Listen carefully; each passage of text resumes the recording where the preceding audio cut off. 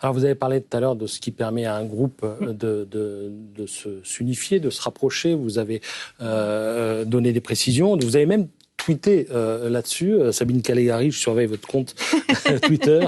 Vous disiez fonction délicate que celle de Didier Deschamps. Pour l'unité d'un groupe, le chef doit aimer chaque membre d'un même amour. Vous citiez Freud, et vous l'avez fait encore tout à l'heure.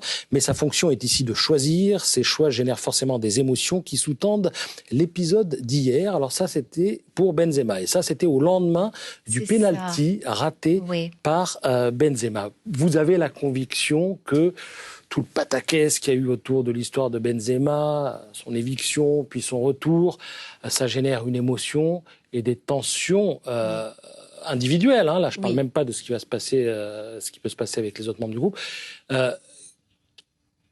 qui ont abouti en fait à son échec sur ce pénalty.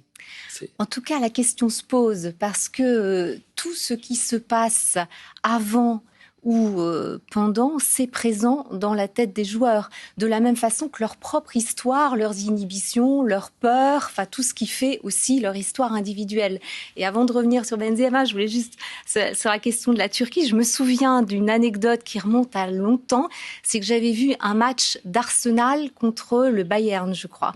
Et à Arsenal jouait un Turc, Mesut Özil, voilà, qui s'était exprimé sur l'Allemagne, où il expliquait qu'il était très reconnaissant envers la patrie allemande de l'avoir accueilli. Enfin, c'était son discours entre discours individuel et discours politique. Et je me souviens d'un moment, justement... Parce c'était un Turc, mais qui jouait en Allemagne, hein, qui était allemand. Et qui joue en club à Arsenal, donc chez les Anglais. Voilà. Et je me rappelle d'un moment donné d'un penalty qu'il devait tirer contre le Bayern. Et je me suis dit, mais pourquoi l'entraîneur a choisi Özil pour le tirer?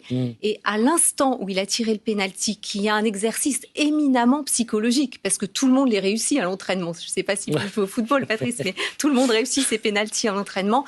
Et j'ai vu le léger vacillement dans le regard d'Özil au moment où il était devant la cage de l'Allemagne, donc sa patrie d'accueil, au moment où un penalty est toujours une question de vie et de mort, son regard tremblait. Je me suis dit, il va le rater, ça n'a pas manqué. Voilà. Benzema, donc. Benzema aussi, dans l'exercice d'un penalty. Donc, on imagine tout ce qu'il y a pu y avoir dans sa tête à ce moment-là. Je suis allée regarder ses statistiques ensuite.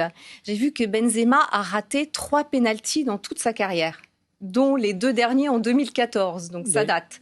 Et là, il en rate un en 2021, le 2 juin 2021, pour son premier but possible en équipe de France, après tout ce dont vous vous souvenez.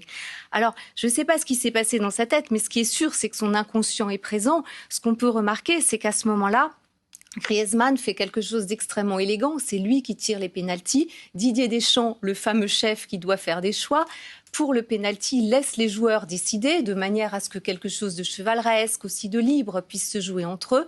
Griezmann s'efface pour laisser ce premier pénalty à Benzema et il le rate d'un tir qui n'était pas fascinant. Donc, c'était pas du grand Benzema, ce tir-là. Donc, qu'est-ce qui a pu se passer dans sa tête? Il était divisé. Est-ce qu'il était divisé parce qu'il avait peur de ne pas être intégré? Est-ce que sa sensibilité a été touchée par le geste de Griezmann? Il avait peur de ne pas être à la hauteur du geste. En tout cas, c'est des choses comme ça. Mais lui-même, peut-être, pourrait pas le dire, parce que quand il a été interrogé ensuite, il a dit, bon, ça arrive à tout le monde de rater des pénaltys.